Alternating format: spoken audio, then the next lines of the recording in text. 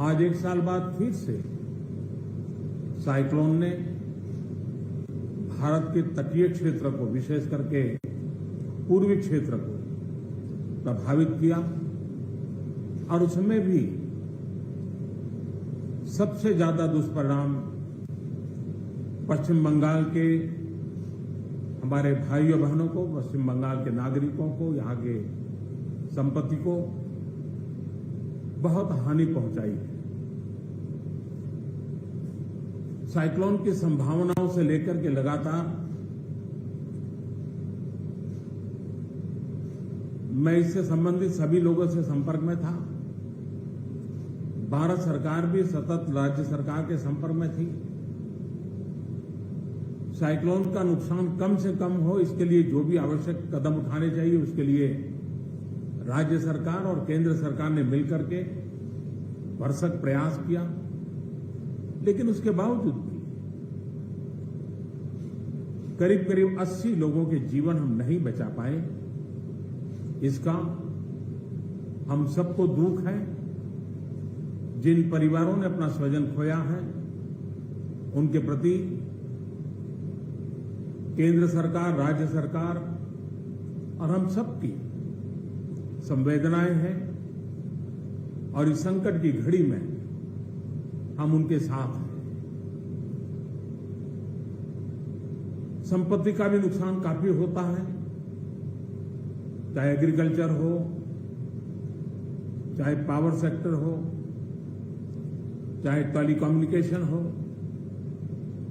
चाहे घरों का उजड़ जाना हो, अनेक प्रकार का, चाहे वो इंफ्रास्ट्रक्चर का हो, चाहे व्यापार जगत से लोग जुड़े हुए हो, चाहे खेती क्षेत्र से जुड़े हुए, हर किसी को नुकसान होता है। आज मैंने हवाई निरीक्षण करके बारीकी से इस प्रभावग्रस्त विस्तार को मुख्यमंत्री जी के साथ, गवर्नर श्री के साथ दौरा करके उसको देखा है। अभी राज्य सरकार ने और मुख्यमंत्री जी ने विस्तार से मेरे सामने जो भी प्राथमिक आकलन है उसका ब्यौरा दिया है।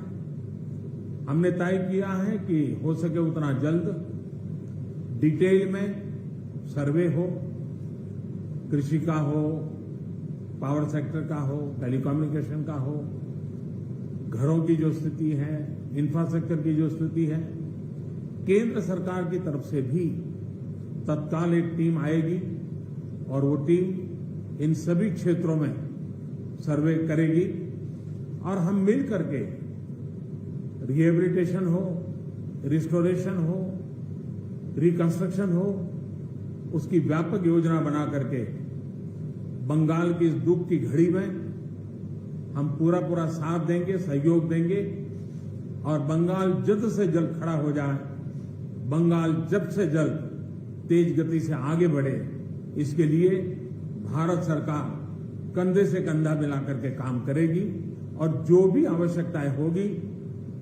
उन आवश्यकताओं को पूर्ण करने के लिए भारत सरकार के जो भी नीति नियम है उसका पूरी तरह उपयोग करते हुए पश्चिम बंगाल की मदद में हम खड़े रहेंगे।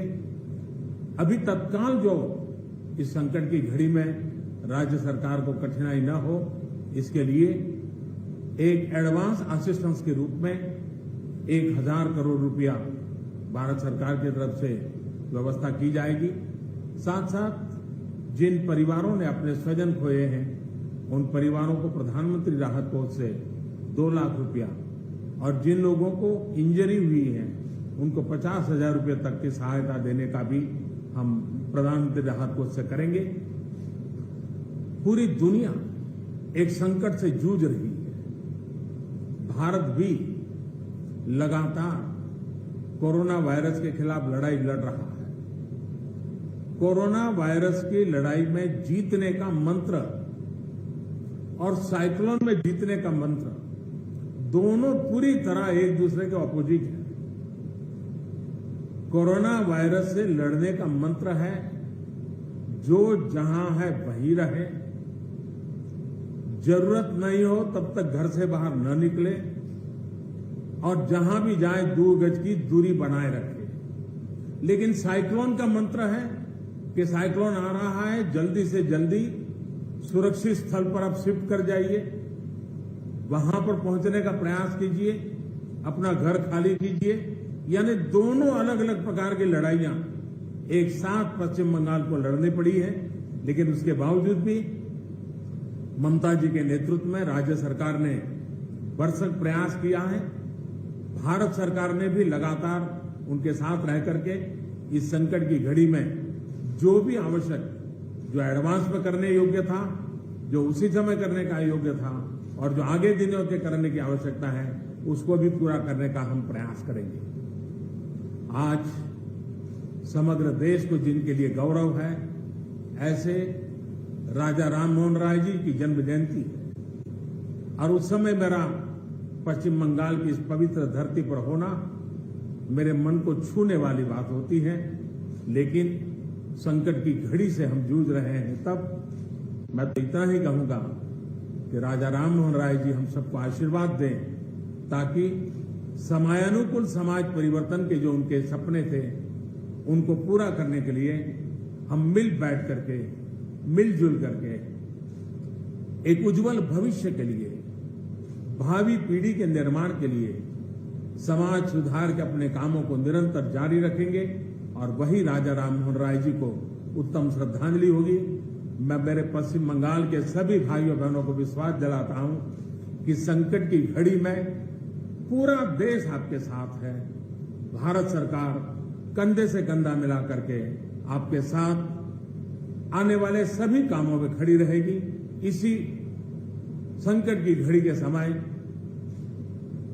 आप सबसे मिलने आया हूं, लेकिन कोरोना वायरस के कारण सब नागरिकों से तो नहीं मिल पा रहा हूं। मन में एक कसक तो रह जाएगी। यहां से मैं आज उड़ीसा की ओर जाऊंगा और वहां भी हवाई निरीक्षण करूंगा, वहां के माननीय मुख्यमंत्री जी से, वहां की सरकार से बातचीत करूंगा। मैं फिर एक बार पश्चिम बंगाल के इस दुख की घड़ी में मैं आपके साथ हूं। जल्द से जल्द आप इस संकट से बाहर निकले, इसके लिए मैं पूरी तरह आपके साथ रहूंगा। बहुत बहुत धन्यवाद।